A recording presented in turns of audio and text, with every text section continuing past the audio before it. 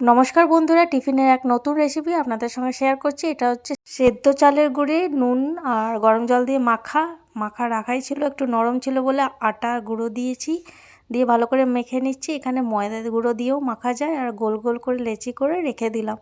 এদিকে মটরশুঁটি এক বাটি নিয়ে নিয়েছি, নুন দিলাম, এটাকে ভালো করে সেদ্ধ করে নিলাম। সেদ্ধ হয়ে গেছে, জল ঝরিয়ে নিয়েছি। এদিকে রসুন, কাঁচা লঙ্কা, আদা নিয়ে নিয়েছি, আর এ দেখুন মটরশুঁটি সেদ্ধ হয়ে গেছে।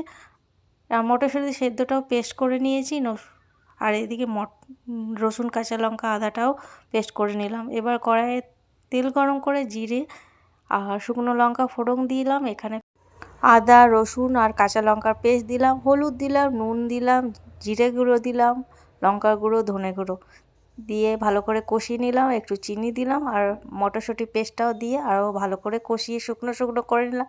ভাজার গুঁড়ো মশলা করে রেখেছিলাম, লাস্টে ভাজা গুঁড়ো মশলা দিয়ে দিলাম। আপনারা যারা না দিলেও হবে, ধনেপাতা কেটে রাখলে ধনেপাতা কেটে দিয়েও কুচি দিয়েও লাস্টে নামিয়ে নিতে হবে। এবার পুরটা রেডি করে নিলাম। এদিকে গোলাটা করে রেখেছি, বাটির মতো করে নিলাম, পুরটা ভিতরে ভরে চ্যাপ্টা চ্যাপ্টা করে চপের আকার দিয়ে দিলাম। আপনারা আপনাদের মতো আকার দিয়ে দেবেন। এদিকে তেল গরম করে নিয়েছি, রিফাইন অয়েলে ভাজছি।